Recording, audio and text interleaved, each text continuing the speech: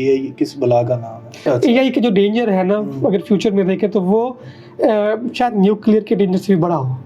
Public data available है internet के ऊपर, कोई 1000 बिलियन जीबीज का है, 1000+ आवर्स की है, और उनमें मैंने $5 लाख से ज़्यादा की अर्निंग की। तो जो काम पिछले 100 साल में हुआ 5 सालों में होने जा रहा है। जो छोटे बच्चे हैं उनको एआई सिखानी चाहिए या नहीं? कुछ रिसेंटली टूल्स आए हैं जिनको मैंने खुद यूज़ करके विदिन 2 to 3 वीक्स मैंने कुछ ऐप्स पब्लिश की हैं। हॉलीवुड लेवल की वीडियोस जो है ना, हर बंदा घर बैठ के टेक्स्ट से जनरेट कर पा रहा होगा। कि जो 21वीं सदी है वो उनकी है जो कि लर्न करें और रीलर्न करें का शौक। ये तो आखिरी सदी है बुक्स पढ़ने की।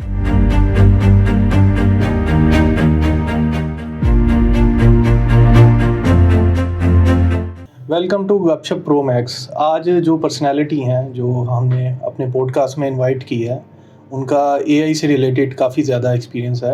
एआई की टेक्निकल डेवलपमेंट, फंक्शनल डेवलपमेंट से उनका कोई लेना देना नहीं है, लेकिन टेक्निकल डेवलपमेंट में काफ़ी ज़्यादा काम कर रहे हैं और काफ़ी ज़्यादा उनकी इंट्रोवर्ट पर्सनालिटी है। लेकिन एक इंट्रोवर्ट को एक एक्सट्रोवर्ट की ज़रूरत होती है ताकि सारी बातें बुलवा सकें, और इसी सिलसिले में जो है वो हमने अहमद जवाद भाई को जो है वो हमने दावत दी है। ये मेरा पहला पॉडकास्ट है और इस पॉडकास्ट का मकसद जो ये है कि लोगों में ज़्यादा से ज़्यादा शऊर बांटा जाए, ज़्यादा से ज़्यादा लोगों का भला किया जाए, और हम हर फील्ड को, हर डिसिप्लिन को जो है वो हम कवर करेंगे। जी अहमद भाई, क्या हाल है आपका?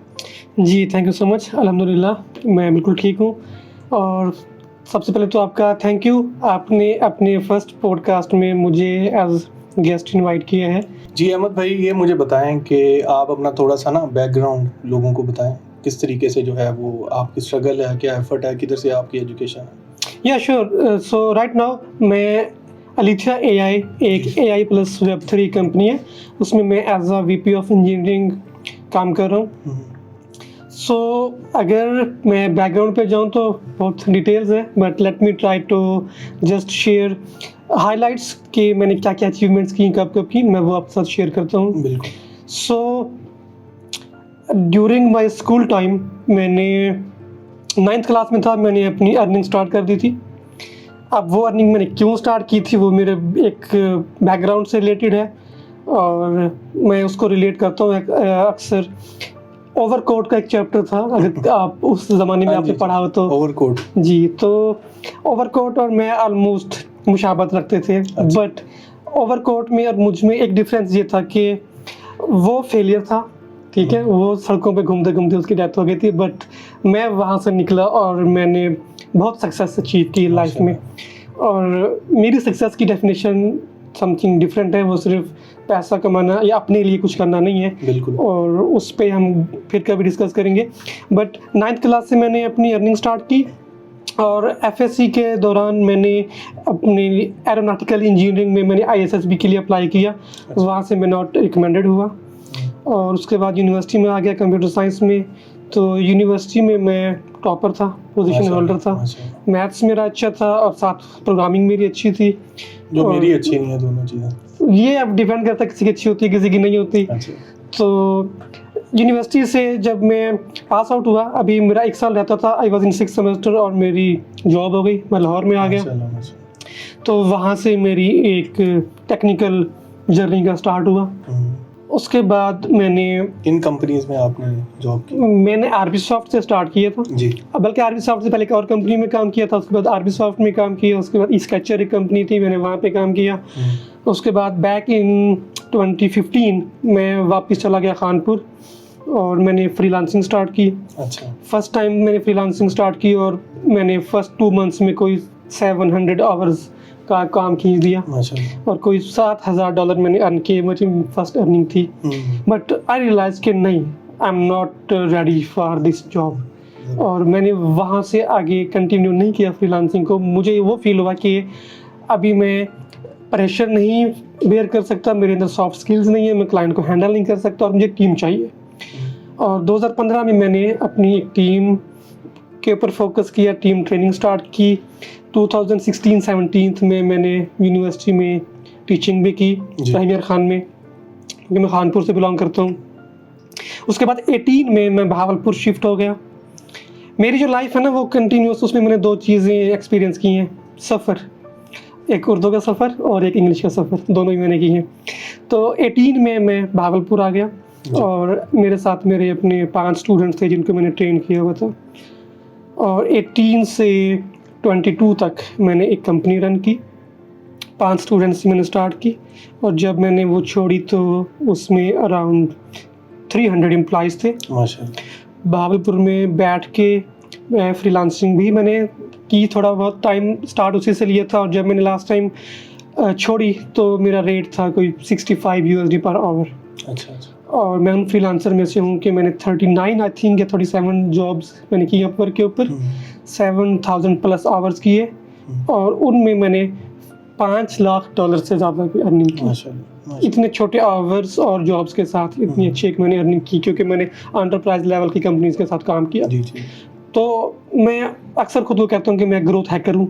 अच्छा। क्योंकि छोटी सी चीज़ में ज़्यादा कुछ बड़ा करके देखा, 5 लोगों से 300 लोगों की कंपनी बनाई है। अच्छा। ठीक है, $10 से स्टार्ट हुआ और $65 तक मैंने फ्रीलांसिंग की है, $5 लाख वहाँ से अर्न की है, और भागलपुर की सिटी में बैठ के मैंने मंथली $1 लाख की इनवाइस भी उठाई हुई है, जो कि बहुत कम शायद कंपनीज हैं जो लाहौर में भी इस लेवल पे काम कर रही हूँ। जी।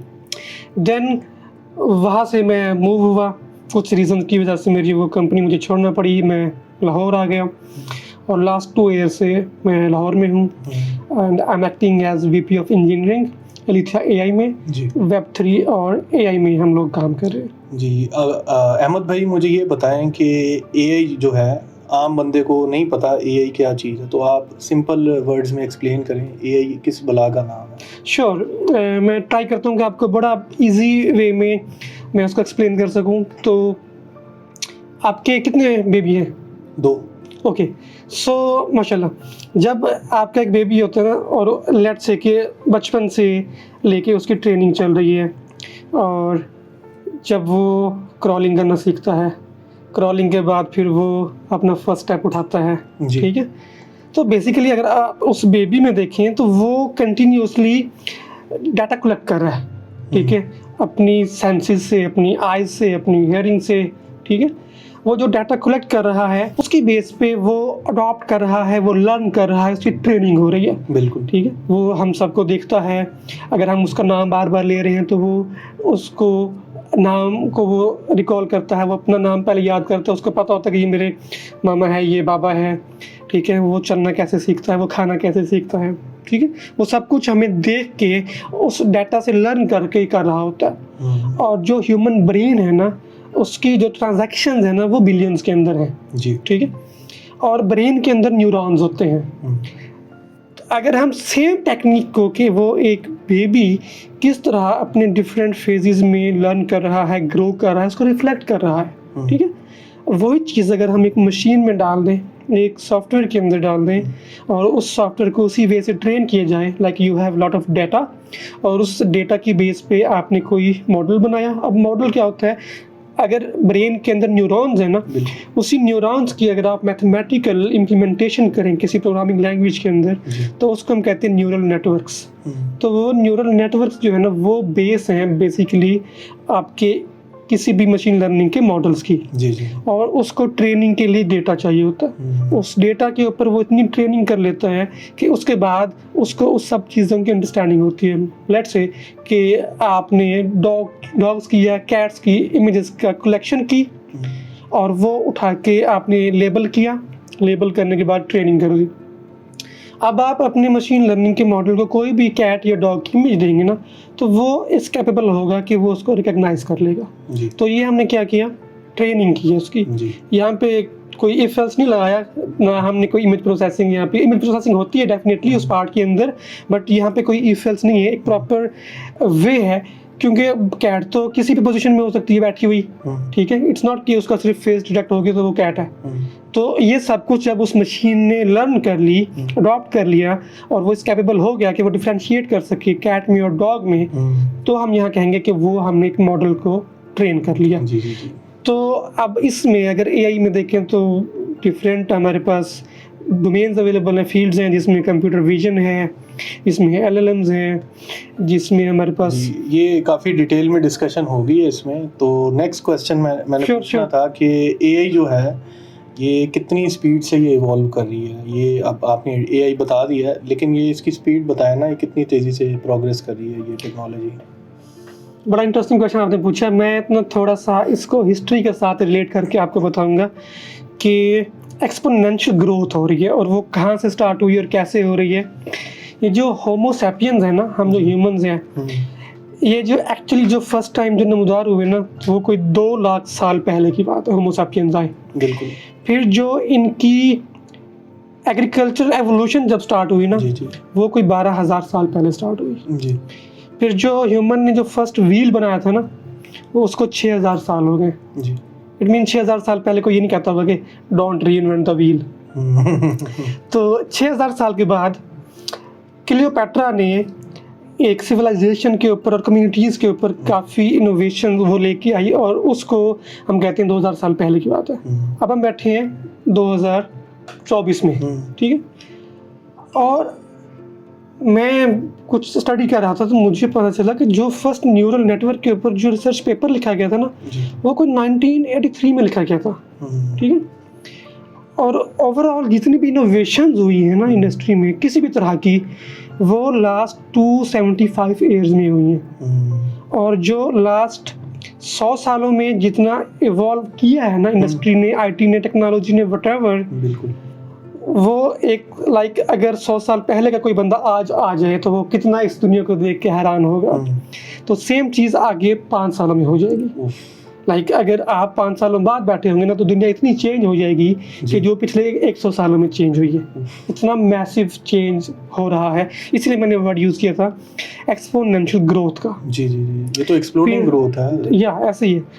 अगर मैं 2001 की बात करूँ ना, तो वो फर्स्ट टाइम था हिस्ट्री में कि जब इंटरनेट के ऊपर सबसे ज़्यादा डाटा क्रिएट हुआ था।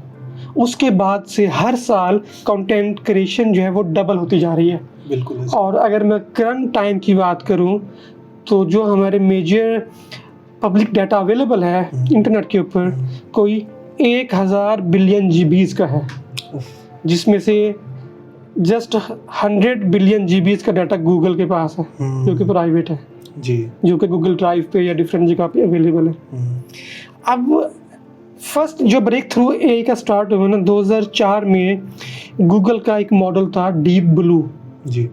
AI अचानक पिछले 4-5 सालों से स्टार्ट नहीं हुई। 2004 में उनका एक मॉडल था जिसने चेस के एक ग्रैंड मास्टर को बीट किया था, ठीक।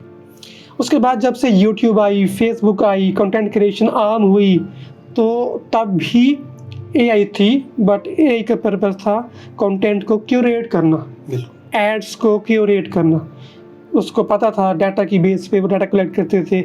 ओके जी, अभी अवैस भाई ने ये साइट्स या ये प्रोडक्ट सर्च किए, तो इसको इस हिसाब से कंटेंट दिखाना या ऐड दिखाने, ये भी सारा काम AI के मॉडल्स ही कर रहे थे। और इसके ऊपर नेटफ्लिक्स के ऊपर एक शो भी पड़ा हुआ है सोशल डायलेमा के नाम से। उसमें उन्होंने सब कुछ बताया है कि ये सोशल साइट्स कैसे काम करती हैं, और जो कुछ आप सोच रहे होते हो या आप सर्च कर रहे होते हो या बोल रहे होते हो इवन, तो उसके रिलेटेड आपको एड्स या प्रोडक्ट्स कैसे नजर आना शुरू हो जाती हैं। यानी कि AI बैकएंड पे जो एल्गोरिदम होता है, AI बेस्ड एल्गोरिदम होता है जो ऑपरेट कर रहा है। या बिल्कुल, तो AI तो वहाँ से हमारे पास प्रैक्टिकली मौजूद थी। अमेज़न का भी AI है, अमेज़न भी कह सकते हैं ये A10 एल्गोरिदम। इधर बड़े लोगों ने उसको ना क्रैक करने की कोशिश की है गिव अवेज करवा के, तो वो भी एक बड़ी गेम है। या डेफिनेटली। तो 2016 में गूगल ने एक और मॉडल लॉन्च किया, आई थिंक जियो अल्फा के नाम से था समथिंग। तो उसने एक और गेम में कुछ लोगों को बीट किया। 2017 में गूगल डीप माइंड की टीम ने ट्रांसफॉर्मर्स का एक मॉडल, एक रिसर्च पेपर रिलीज किया जिसका हेडलाइन थी attention is all you need. मैं ये पूछना चाहूँगा कि जो आम बंदा है, AI किस तरीके से उसके डेली एक्टिविटीज़ को जो है वो मुतासिर करने जा रही है? देखिए, AI ने ना एक बड़ा काम इजी किया है कि जो रीच है ना हर बंदे की, वो बड़ी आसान कर दी है, बढ़ा दी है। बिल्कुल। अगर हम कुछ साल पहले चले जाएं, तो अगर आपको एक लोगो बनवाना है, ठीक है, आपको कंटेंट लिखवाना है, ऐड बनवाने, छोटे मोटे जो काम करने हैं ना, तो उसके लिए भी आपको कोई डेवलपर, प्रोग्रामर ठीक है, कोई एसईओ एक्सपर्ट के बंदा आपको चाहिए होता है, बिल्कुल ऐसी है। But with the evolution of AI, chat GPT और जो इस तरह की ऐप्स आ रही हैं, हर बंदे की तक इस चीज़ की एक्सेस है, हर बंदे के फ़ोन में ये ऐप्स अवेलेबल हैं, और हर बंदा चाहे वो आईटी से लिंक है या नहीं है, वो अपने किसी भी डेली लाइफ के किसी भी टास्क को, किसी भी वर्क फ्लो को एफिशिएंट करने के लिए, ऑटोमेट करने के लिए इस तरह के टूल्स को यूज़ कर सकता है। बिल्कुल। अच्छा, ये फ्यूचर में एआई जो है किस तरीके से जॉब मार्केट को हिट करने जा रही है? जॉब मार्केट, अगर मैं आपको अपनी प्रेडिक्शन बताऊं ना, और जिस वे से मार्केट मूव कर रही है, तो नेक्स्ट 2 इयर्स में जी 40 to 60% स्किल्स जो आज अवेलेबल हैं, ये ऑब्सोलीट होने वाली है। अच्छा। उसका एक रीज़न बताता हूँ क्यों। आपका जो एक एवरेज ह्यूमन है ना, उसका जो आईक्यू लेवल है ना, वो है 85 से 115 के बीच में, ठीक है। ठीक। और जब क्लाउड आया था ना, तो उसका आईक्यू लेवल था 101 पे, वो मीन के इतना ह्यूमन लेवल को मैच करता था। और अभी रिसेंटली जो मॉडल आए हैं जो रीजनिंग कर रहे हैं, तो इजीली आईक्यू लेवल 115 से 120 तक पहुंच गया। इट मींस कि आगे जो हमारे बच्चे पैदा होंगे, वो कोई ऐसा बच्चा नहीं होगा नॉर्मली जो मशीन जिससे डम्बर हो। हाँ जी, ठीक है, मशीन अब हम ह्यूमन से इंटेलिजेंट हो चुकी हुई है। अच्छा, ठीक है, तो जॉब्स पे इस तरह इम्पैक्ट पड़ेगा कि अगर हम ह्यूमंस किसी जॉब में एफिशिएंट हैं और चीपर हैं एआई की निस्बत, बिल्कुल, देन डेफिनेटली वो काम कर रहे होंगे।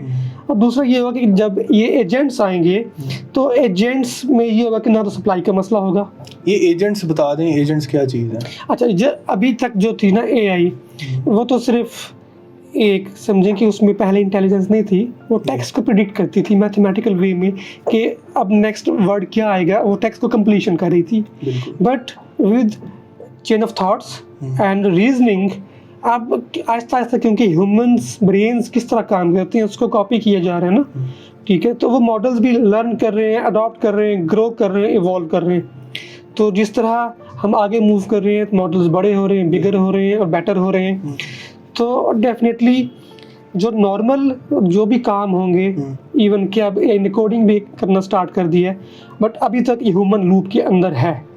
बट एजेंट्स आ गए, एजेंट्स क्या कर रहे होंगे कि multiple agents as a human को मिमिक कर रहे होंगे और ऑटोमेशन डाल रहे होंगे। अब ऑटोमेशन तो पहले भी थी, आरपी तो पहले भी था। यानी कि पाकिस्तान में अगर हम कोई डिजिटल पीर भी क्रिएट कर सकते हैं, कोई बिल्कुल कर सकते हैं डिजिटल पीर, ये डेंजर्स में है। वो लोगों से चंदा भी ले सकता है, डीप फेक बना सकते हैं, डीप फेक वाला कोई डिजिटल गुरु बना सकते हैं, या कोई मेंटोर बना सकते हैं हम डिजिटल, वो लोगों को अमेज़न सिखाए या लोगों को क्रिप्टो सिखाए। बिल्कुल पॉसिबल है। तो मैं कहता हूँ फिर तो वारे नहीं आ रही हो। इवन आपको, आई एम नॉट श्योर आपको आइडिया है कि नहीं, जो लास्ट इलेक्शन में जब ट्रम्प जीता था ना, तो उसके पीछे एक डेटा साइंस की एक कंपनी थी जिन्होंने सारा डेटा कलेक्ट किया था, एक एल्गोरिथम रन किए थे, सोशल मीडिया की कैंपेन्स रन की थी, और उसका भी एक पूरा डॉक्यूमेंट्री नेटफ्लिक्स पे अवेलेबल है। अच्छा, ठीक है, कि वो किस तरह उस एआई के एल्गोरिथम्स और डेटा साइंस के बेस पे ट्रम्प को इलेक्शन जिताया गया था। और अब डीप फेक को यूज करते हुए हम कमला हैरिस की या किसी की भी हम वीडियो पॉलिटिकल, यानी कि एक इन्फ्लुएंस क्रिएट कर सकते हैं, यानी कि पॉलिटिकली ये बहुत बड़ा वेपन यूज हो सकता है, जिस तरीके से हमारे मुल्क में सियासी जमातें यूज कर रही हैं एआई को। तो डेफिनेटली हो सकता है, पूरे वर्ल्ड वाइड जो है बहुत शदीद किस्म का प्रोपेगेंडा जो है वो किया जा सकता है। बहुत कुछ इसमें बहुत डेंजर्स हो सकते हैं। और इवन के एरिक स्मिथ के एक लीक्ड वीडियो में वो कहता है कि यूट्यूब के ऊपर पहले ये पॉलिसी नहीं थी, ना अब भी नहीं है, कि कंटेंट जो आ रहा है क्या वो वैलिड भी है कि नहीं है, ठीक है। और डिफरेंट कंटेंट की बेस पे वो लोगों के अंदर ऐसे फीलिंग्स, ऐसे एहसास पैदा करता था कि लोग सुसाइड भी कर लेते थे। बट यूट्यूब तो उसकी जिम्मेदारी नहीं ले रहा ना, कोई पॉलिसी नहीं है। बिल्कुल। और आगे एआई के डेंजर्स में ये भी एक डेंजर होगा कि बहुत से लोगों को नहीं पता होगा कि ये इन्फॉर्मेशन करेक्ट है कि नहीं है, ये डीप फेक है, ये क्लोन है कि ये रियल है। तो डेफिनेटली उसके डेंजर्स तो बहुत ज़्यादा हो सकते हैं। आजकल के दौर में सीजीआई का भी नहीं अक्सर लोगों को पता चलता। सीजीआई इतना ज़बरदस्त हो गया है। फ्यूचर में तो मैं कहता हूँ कि CGI भी इम्प्रूव करेगा और AI तो पूरा फ्रेम ही नया बना रहा होगा। मेरी ये अंडरस्टैंडिंग है कि CGI की में भी आगे आने वाले टाइम में ज़रूरत ना पड़े और अगले मैक्सिमम 1 to 2 years में आपके पास एनफ टूल्स मॉडल्स अवेलेबल होंगे कि वो CGI लेवल के ग्राफिक्स बेस्ड वीडियोस बना रहे होंगे। हॉलीवुड लेवल की वीडियोस जो है ना हर बंदा घर बैठ के टेक्स्ट से जनरेट कर पा रहा होगा। अच्छा, ज़बरदस्त। तो यानी कि जो हॉलीवुड के एक्टर्स हैं उनकी तो सबसे पहले वो हिट लिस्ट पे हैं, AI उनकी जॉब्स लेने लगा। AI इज इनएविटेबली उसने बहुत सी जॉब्स लेनी है और बहुत सी न्यू जॉब्स प्रोड्यूस भी करनी है। अच्छा, न्यू जॉब्स भी प्रोड्यूस होंगी। अभी आने वाले कुछ टाइम में कुछ कामों में तो ह्यूमन इन लूप रहेगा जी। अब ये अर्ली अडॉप्टर्स पे होता है। लाइक अगर पिछले 1 साल की बात करें, 1 साल पहले मैं खुद ये बात किया करता था कि prompt engineering is next programming language और AI जो है ना अभी जॉब्स नहीं लेने वाली। लेकिन अभी 1 साल हुआ है और मेरे वो जो अंडरस्टैंडिंग है वो चेंज हो चुकी है, क्योंकि कुछ रिसेंटली टूल्स आए हैं जिनको मैंने खुद यूज़ करके विदिन 2 to 3 वीक्स मैंने कुछ ऐप्स पब्लिश की हैं जिनमें कर्सर है, जिनमें रैपलेट है। अब उनको आपके पूरे प्रोजेक्ट स्ट्रक्चर का पता है, वो फाइल्स भी क्रिएट कर सकती है, डाटाबेस भी क्रिएट कर सकती है, वो उनके कनेक्शन बना सकती है।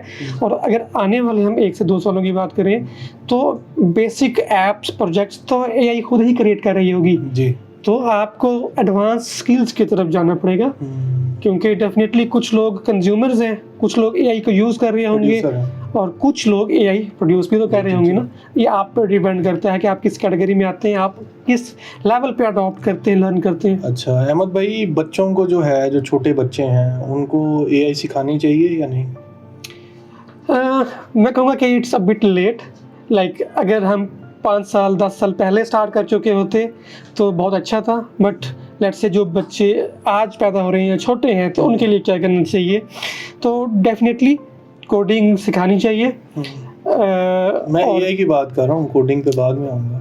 AI तो हर बंदा वैसे ही सीख रहा होगा, उसमें आपको कुछ सिखाना नहीं है। अच्छा। क्योंकि AI की एक्सेस इतनी इजी होगी, वो फ़ोन तक टैब तक आपके बच्चों ने यूज़ करना है और हर ऐप में वो चीज़ अवेलेबल होगी। iOS 16 आ रहा है, iPhone 16 का जो नया वर्जन आएगा 18.2, उसमें हर ऐप में AI वैसे ही होगी। तो AI तो हम टाइम टू टाइम अडॉप्ट कर रहे होंगे और अवेलेबल होगी। NVIDIA का जो CEO है वो कह रहा है कि प्रोग्रामिंग जो है वो ऑब्सोलीट होने जा रही है, क्योंकि we are working very hard to replace them। नहीं, अभी उसमें थोड़ा सा टाइम है। मैं उसमें इस वजह से एग्री करूँगा कि प्रॉब्लम सॉल्विंग जो है ना वो नहीं ख़त्म होनी जा रही, कोडिंग का वे चेंज हो रहा है। जैसे अगर किसी ने C++ की है, जावा की और पाइथन से कंपेयर करें, Python was near to NLP, ठीक है, जो सूडो कोड या एल्गोज होते थे। उसके बाद इंग्लिश जो है ना वो भी आपकी लैंग्वेज बन गई, प्रोग्रामिंग लैंग्वेज बन गई। प्रॉम्प्ट जहाँ मर्जी यूज़ हो रहे हैं वो एज अ प्रोग्रामिंग लैंग्वेज काम कर रहे हैं ना, और जिसको जितना बेटर प्रॉम्प्ट लिखना आता है वो बेटर आउटपुट ले सकता है। यानी कि जो इंग्लिश लिटरेचर जिसका अच्छा है, जिसके पास वर्ड ज़्यादा इंग्लिश के, वो अच्छा प्रॉम्प्ट इंजीनियर। हाँ, जिसको स्टोरी टेलिंग अच्छी आती है ना, अच्छा। और जो रीजनिंग अच्छी कर लेता है ना, तो डेफिनेटली वो अच्छी आउटपुट ले सकता है। और आने वाले टाइम में तो आई वुड से एवरीथिंग विल बी लैंग्वेज। हाँ, तो यानी कि हमें अब ज़्यादातर लिंग्विस्टिक्स की तरफ जाना चाहिए। लिंग्विस्टिक्स नॉट जस्ट लैंग्वेज, क्योंकि मैंने कहा कि एवरीथिंग विल बी लैंग्वेज। अब वो कैसे? इवन आपने अपनी ऑडियो रिकॉर्ड की, टूल्स अवेलेबल है, उनको अपनी ऑडियो अपलोड करेंगे, वो उसको भी अंडरस्टैंड करेंगे। आपने कोई इमेज ली और इमेज अपलोड कर दी, मॉडल्स अवेलेबल होंगे तो उस इमेज को भी अंडरस्टैंड करेंगे। नॉट जस्ट राइटिंग कि आप इंग्लिश में राइट कर रहे हैं, आप किसी भी लैंग्वेज में बोल रहे होंगे। तो that's why I stated everything will become language. जी, ऐसे ही ज़बरदस्त। अच्छा, ये बहुत ज़्यादा इंटरनेट पे एक बहुत बड़ा कंसर्न है। सेलिब्रिटीज़ जो हैं वो काफ़ी ज़्यादा परेशान होती हैं, उनकी डीप फेक वीडियोस जो हैं वो आती हैं, वो मार्केट में आती हैं और लोगों को पता ही नहीं चलता कि असली हैं या नकली। तो इसके बारे में आप क्या कहेंगे? I would say till date अभी AI के इमेज मॉडल्स या वीडियो मॉडल्स उस लेवल पे नहीं पहुँचे कि डिफ्रेंशिएट करना मुश्किल हो। लाइक इजीली आइडिया हो जाता है कि ये इमेज एआई ने बनाई हुई नहीं, है।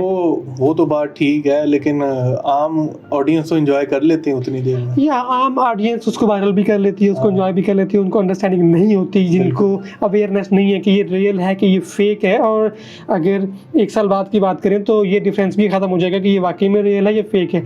और आई थिंक कि कुछ बड़ी कंपनीज इस पे काम कर रही हैं कि कुछ ऐसे मॉडल्स, कुछ ऐसे मैकेनिज्म आ जाएंगे जो कि इसको वैलिडेट कर रहे होंगे कि ये रियल है या ये फेक है। और आई थिंक इस पे बड़ी कंपनीज को या गवर्नमेंट लेवल पे कोई लेजिस्लेशंस और उनको कोई रूल्स एंड रेगुलेशंस लेके आने पड़ेंगे। आप पाकिस्तान में क्या चाहते हैं कि किस किस्म का काम होना चाहिए एआई में? गवर्नमेंट को जो है कुछ रेगुलेट करना चाहिए एआई को या नहीं? मेरा यहाँ पे नहीं ख्याल कि मेरे चाहने ना चाहने से कुछ होगा, क्योंकि पाकिस्तान को मैं वैसे भी बहुत पीछे देख रहा हूँ, पाकिस्तान इस रेस के अंदर नहीं है। यानी कि वो किसी के रिटायर होने का वेट करें, अभी तक रिटायर होगा, मैं इस पे कोई कमेंट नहीं देता। कोई नया ओहदा बनेगा तो फिर उस पे काम पॉसिबल, बट स्टिल अगर हम एजुकेशन को कंपेयर करें ना, तो हम ओवरऑल बहुत ही चीज़ों में बहुत पीछे हैं। मैं लाहौर में बैठा हूँ, मैंने हंड्रेड्स ऑफ इंटरव्यूज़ किए अपनी कंपनी के लिए, एआई के रिसोर्सेज के लिए, बट मुझे ये अंडरस्टैंडिंग हुई कि आज के दौर में एटलीस्ट पाकिस्तान में लोग या तो अपनी सैलरी डबल करने के लिए साथ एआई के वर्ड यूज़ कर रहे हैं अपने रिज्यूमेज के अंदर। अच्छा। ठीक है, वही इफ एल्स वाला काम किया और वो कह रहे हैं कि हम एआई डेवलपर्स हैं, या चैट जीपीटी की एपीआई को यूज़ किया और कहते हैं कि हम एआई के डेवलपर्स बन गए। ठीक है, तो ये एक बड़ा गैप है। या फिर लोग जो है ना स्कैम्स की तरफ जाएंगे, वही ऑडियो क्लोन करेंगे, डीप फेस की तरफ मैं जाएंगे। इसी चीज़ पे जाना चाह रहा था कि अब जिस तरह फेक कॉल करते हैं लोग, इस तरीके से तो वो लोग एआई यूज़ कर लेंगे, और फ्यूचर में तो आप वीडियो कॉल अगर करेंगे, वीडियो कॉल भी अगर एआई बेस्ड हुई तो अगले बंदे ने तो यकीन कर लेना है कि ये वही बंदा है जो कॉल कर रहा है। और इवन मैंने एक पीओसी है हमने कर लिया हुआ। वैसे अगर आपको हमारी प्रोडक्ट्स देखी हो तो हमारे पास डिफरेंट एजेंट्स अवेलेबल है, और हमने फर्स्ट टाइम जो एजेंट्स लॉन्च किए थे वो 2021 में लॉन्च किए थे। अच्छा। और हमारे पास वो टेक्नोलॉजी अब तो मैच्योर कर चुकी हुई है कि आप किसी का भी डिजिटल ट्विन बना सकते हैं। उसका फेस होगा, उसकी वॉइस होगी, उसकी पर्सनैलिटी होगी, और इवन कि वो उसका बॉट रियल टाइम में जूम की, गूगल मीट की, माइक्रोसॉफ्ट टीम्स की कॉल भी ज्वाइन कर सकता है। यानी कि जूम में अगर कोई मीटिंग आप नहीं अटेंड करना चाह रहे तो आप अपना एआई एजेंट जो है ना उधर रख दें, वो बेसिक जो है वो कॉल शॉल वो जो भी क्वेश्चन आपके डिफरेंट डिजिटल ट्विन्स हो सकते हैं, और वो सेम टाइम पे आप डिफरेंट काम ले सकते हैं, वो डिफरेंट लोकेशंस पे, डिफरेंट मीटिंग्स पे अवेलेबल हो सकते हैं। एक जोक था ऑनलाइन शेयर हुआ था कि एक बंदा हंस रहा है, एंजॉय कर रहा है कि AI will do my job, फिर बाद में वो मुस्कुराते मुस्कुराते परेशान हो गया कि AI will do my job then I gonna be replaced. तो इसी तरीके से जो है वो अब ये सारे काम इस तरह के मीम्स हैं कि हम ये कहते थे कि एआई हमारे लिए काम करेगी, लेकिन अब एआई हमारे काम ले रही है।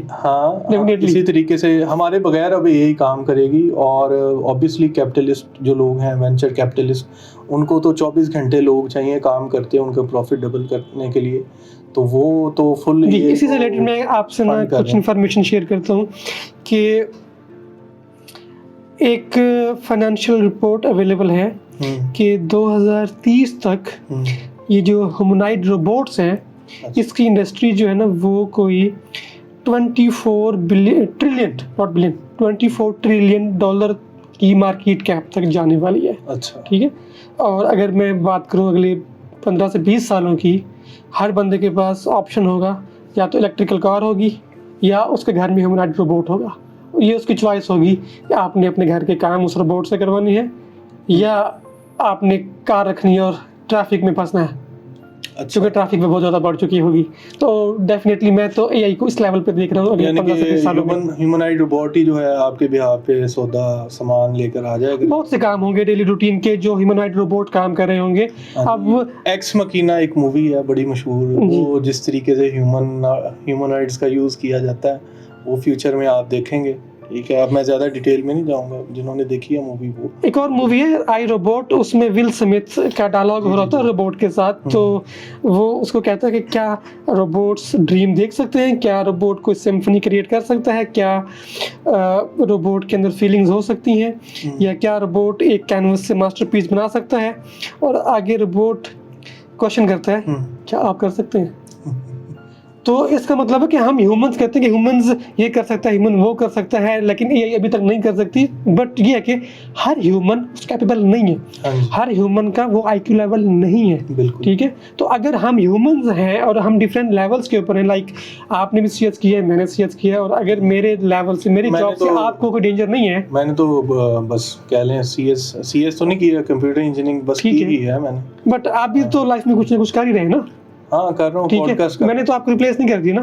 नहीं, ठीक है, क्योंकि मैं उस लेवल पे हूँ कि मैं एक डिफरेंट लेवल पे हूँ, और मैं चाहे एआई को भी अभी अपनी एफिशिएंसी बढ़ाने के लिए, प्रोडक्टिविटी इंक्रीज करने के लिए यूज़ कर सकता हूँ। बट द थिंग इज़ कि हर बंदा सिर्फ प्रोडक्टिविटी की बात कर रहा है, डेंजर्स की कोई बात नहीं कर रहा। बिल्कुल ये नहीं कि जस्ट एआई ने जॉब्स लेनी है, नहीं, एआई ने न्यू जॉब्स देनी भी है, लेकिन फिल्टर आउट कर देना है जो नॉर्मल जॉब्स हैं, जो रेपिटेटिव काम्स हैं, जहां ऑटोमेशन लेके आ सकते हैं। ये बड़ा मशहूर कॉल है कि जो 21वीं सदी है वो उनकी है जो कि लर्न करें और रीलर्न करें और पिछला जो है वो भुला दें। तो इस तरह का कोई कोटेशन शेयर होता है।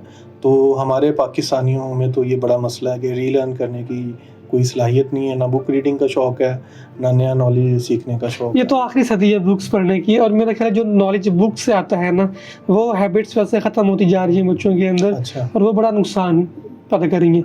क्यों, बुक्स से क्या फ़ायदा होता है लोगों का? देखिए, बुक्स से ये होता है कि आपका ना अटेंशन स्पैन बढ़ता है, ठीक है। आपने एक बुक पढ़नी है फोकस के साथ और आपने उसको अंडरस्टैंड करना है। बट अब क्योंकि हम हर चीज़ में स्पीड चाहते हैं, तो इवन कि अगर आपके पास एक बुक है और दूसरी तरफ 30 मिनट की कोई वीडियो अवेलेबल है कोर्स में, और कोई 30 सेकंड की रील अवेलेबल है, आप कहेंगे मैं मल्टीपल रील्स देख लूँ। तो उन जब रील्स को देखेंगे ना, देखते हुए आप लग रहा होगा ओके मैंने ये भी सीख लिया, मैंने ये भी सीख लिया, लेकिन 10 मिनट के बाद मैं आपसे पूछूँ ना कि उसमें आपने क्या क्या सीखा है, आपको कुछ याद नहीं होगा। अच्छा, क्योंकि वो अटेंशन स्पैन जो ना वो खत्म हो रहा है और फोकस पे इफेक्ट कर रहा है। यानी कि ये रील्स जो हैं बच्चों पे भी इसका इम्पैक्ट हो रहा है। बच्चों के ऊपर बड़ा इसका नेगेटिव इम्पैक्ट है। बच्चों को तो रील से दूर रखना चाहिए। अच्छा। बच्चों के लिए एक और चीज़ जो मैंने लर्न की अपनी मिसेज के थ्रू, वो फ्लैश कार्ड्स होते हैं। फ्लैश कार्ड्स को यूज़ करें अगर आपने उनको अल्फ़ाबेट्स पढ़ाने हैं, कुछ भी टीच करना है। इंस्टेड ऑफ के वीडियो में अगर कोई कार्टून उनको अल्फ़ाबेट्स पढ़ा रहा है, उसके बदले आप कार्ड्स से पढ़ाएं तो उनका फोकस बढ़ेगा।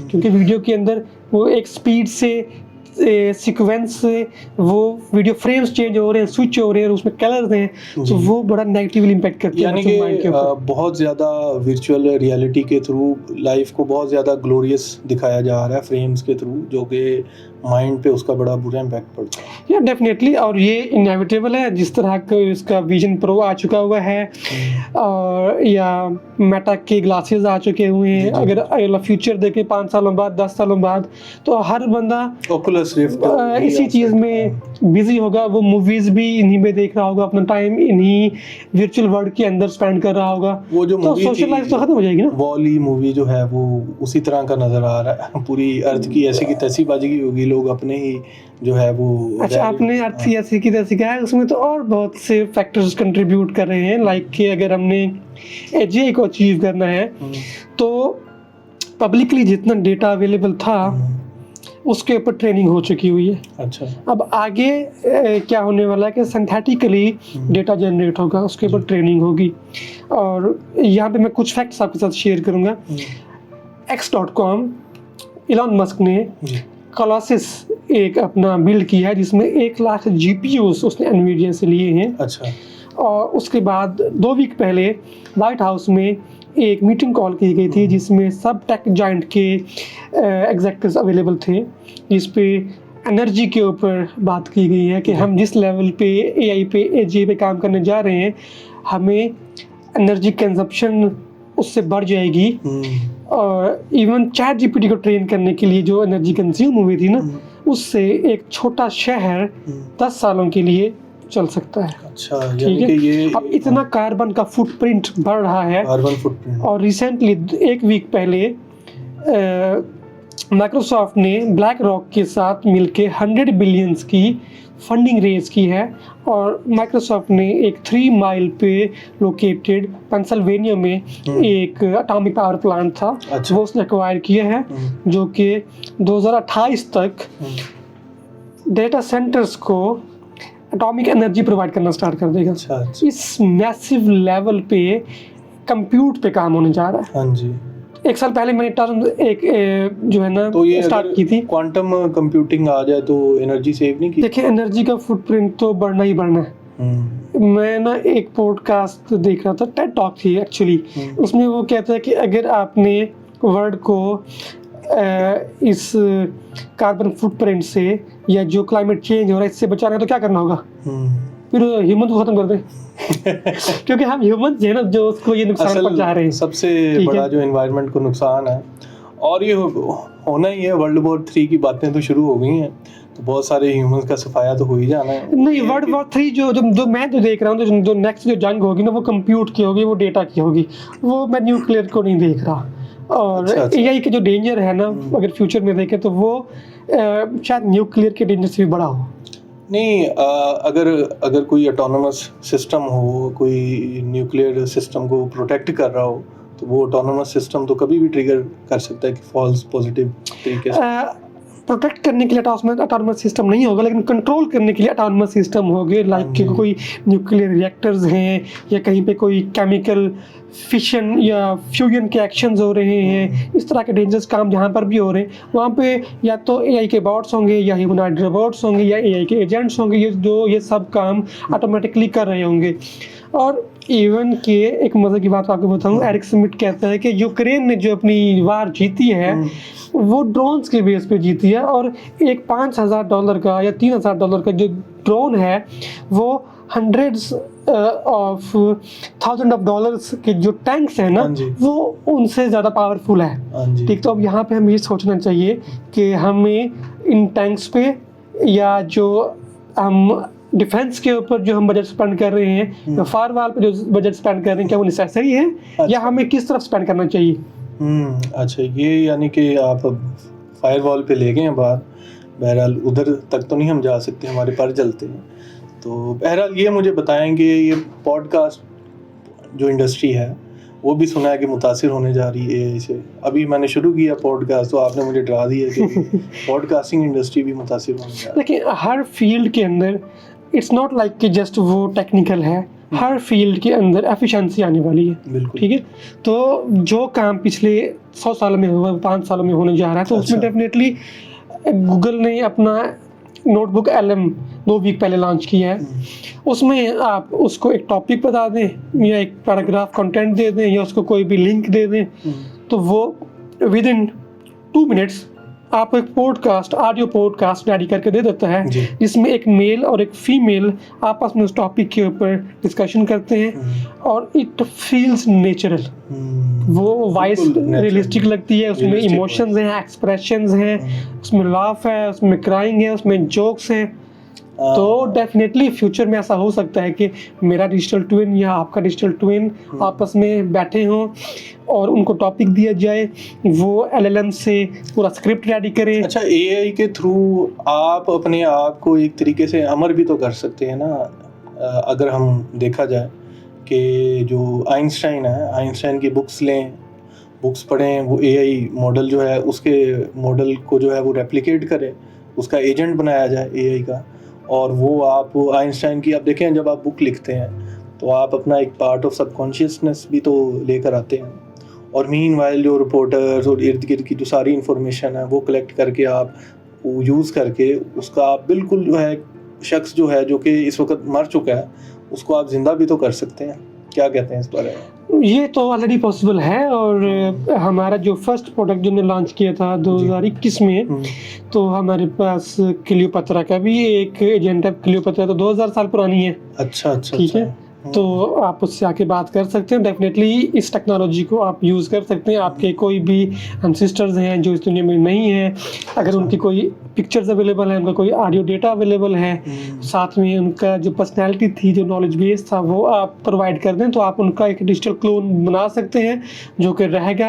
आप उनसे बातें कर सकते हैं, आप उनसे हेल्प ले सकते हैं। ये तो बहुत बड़ा फितना और फसाद मचने जा रहा है। ये चीज़ अगरचे तो हमें वक्ती तौर पे लोगों को बड़ा अच्छा लगेगा कि हम अपने किसी बुजुर्ग को, किसी बड़े को देख रहे हैं, लेकिन अब वो एक्चुअली वो मुकम्मल पर्सनैलिटी तो नहीं होगी ना उसकी, वो बस एक पार्ट होगा उसकी पर्सनैलिटी। इल्यूजन होगी ना, ऑब्वियसली इल्यूजन है, लेकिन बहुत लेकिन क्योंकि जो ह्यूमन साइकोलॉजी है ना उसके लिए तो एनफ है ना कि यार वो सेम फेस सामने बैठा हुआ है जो उसी तरह बात कर सकता है, आपको एम्पैथी दे सकता है, आपको सुन सकता है, ठीक है, आप अकेले में बैठ के उनसे बात कर सकते हो। और ये चीज़ तो बड़ी कॉमन हो गई लास्ट 1 to 2 ईयर्स से कि डिजिटल वर्चुअल गर्लफ्रेंड्स अवेलेबल हैं, ठीक है, लोग वर्चुअल गर्लफ्रेंड्स के साथ रोमांस कर रहे हैं, मैरिज कर रहे हैं, क्या कुछ हो रहा है दुनिया के अंदर। इस तरह के लोग अवेलेबल हैं जिनके पास टाइम बहुत है, पैसा बहुत है और लोनलीनेस है, तो डेफिनेटली उनके लिए तो ये टेक्नोलॉजी बड़ी यूजफुल है। नहीं, ये मर्द ज्यादा यूज करते हैं खवातीन वर्चुअल? ये मेरे पास अभी स्टैट्स नहीं अवेलेबल, बट लेकिन मेरे ख्याल से जो है ये खवातीन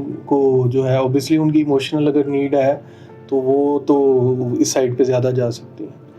ये किसी की भी नीड हो सकती है, इवन के कुछ पोर्न साइट्स भी अब आ चुकी हुई हैं जिनमें रियल ह्यूमंस नहीं है, रियल फेस नहीं है, वो एआई के बेस पे वो इमेजेस हैं, वो वीडियोस हैं, वो बात भी करते हैं, सब कुछ करते हैं। तो और ये इंडस्ट्री इस तरह रेवोल्यूशनरी हो चुकी है। बहुत ही खतरनाक ये चीज़ है, कंसर्निंग चीज़ है। तो आप मुझे ये बताएं कि जो प्रोग्रामर्स हैं वो अक्सर परेशान दिखाई देते हैं कि एआई ने जो है ना हमारी जॉब्स जो हैं वो ले लेनी, और अक्सर कुछ लोगों ने गिला शिकवा किया है और पाकिस्तान में ये सॉफ्टवेयर इंडस्ट्री जो है वो स्क्वीज़ कर रही है। ये लोग बता नहीं रहे आपको, लेकिन अंदर खाते जो है ना चीखो पुकार शुरू हो चुकी है कि अब हमें वो काम नहीं मिल रहे हैं जिस तरीके से हम पहले। बिल्कुल आई एग्री। और इस टाइम लाहौर में जॉब्स उस तरह अवेलेबल नहीं है। मेरे बहुत से लोग जानने वाले हैं जो पिछले 2 से 6 महीने उनको हो गए हैं, वो मार्केट में जॉब्स ढूंढ रहे हैं, लेकिन मार्केट में उस लेवल की जॉब्स नहीं है। तो अब उसमें अगर हम देखें ना प्रोग्रामर्स, डेवलपर्स, सॉफ्टवेयर इंजीनियर्स, अगर हमें इनका डिफरेंस पता है ना, तो जो एक्चुअली जो सॉफ्टवेयर इंजीनियर है ना, जिसको कंप्यूटर साइंटिस्ट कहते हैं, जो प्रॉब्लम सॉल्वर है, जो लर्न करता है, इवॉल्व करता है, प्रॉब्लम को सॉल्व करता है, ठीक है, उसके लिए तो जॉब ख़त्म नहीं होने वाली। बिल्कुल ठीक है। बट क्योंकि हमारी जो आईटी की इंडस्ट्री है पिछले अगर हम 5 सालों में देखें तो इतनी रिच हो गई थी कि हर बंदा एक दूसरे की देखा देखी उस फील्ड में आ रहा है, कंप्यूटर साइंस में आ रहा है, उसने सॉफ्टवेयर हाउस अपना बना लिया है, या तो सॉफ्टवेयर हाउस बना रहे हैं, ठीक है, या फ्रीलांसिंग स्टार्ट कर रहे हैं, और वो उस प्रोसेस से जो कि कम से कम उनको 3 से 5 साल मार्केट से गुजरना चाहिए, वो चीज़ ख़त्म हो गई थी। हर दूसरे बंदे के लाइफस्टाइल को देख के उसको कॉपी हो जा रहा है, जिद में स्टार्ट कर लिए एक दूसरे से, जिद में भी कह सकते हैं या लाइफस्टाइल को कॉपी करने के लिए भी कह सकते हैं। हम ये नहीं देखते कि अगले की जर्नी कितनी है। अगर किसी का 10 साल है, किसी का अगर 10वां चैप्टर चल रहा है और मेरा अभी फर्स्ट चैप्टर है, तो मैं उससे कंपेयर करूँगा और मैं कहूँगा कि मेरे पास भी वो सेम लाइफस्टाइल हो। तो हर वो बंदा जो सिर्फ टूल्स यूज़ कर रहा था, दूसरे को देखा देखी कि बस मुझे कोर प्रॉब्लम सॉल्विंग नहीं आती, कोड डीप प्रोग्रामिंग नहीं आती, मैं सिर्फ किसी फ्रेमवर्क पे डिपेंडेंट हूँ, मैं किसी टूल पे डिपेंडेंट हूँ, तो वो लोग तो फिल्टर आउट हो जाएंगे ना। बिल्कुल। और वो सेम मेरी बात पाकिस्तान में उनकी बहुत ज़्यादा तादाद है जो इस तरह का काम कर रहे हैं, और ये गैप बढ़ने वाला है, और मुस्तकबिल में जो रेमिटेंसेस हमारी गवर्नमेंट जो नाच रही है कि रेमिटेंस आ रही है इतनी, वो भी श्रिंक करेगी डेफिनेटली। अब हर बंदा जो ये कह रहा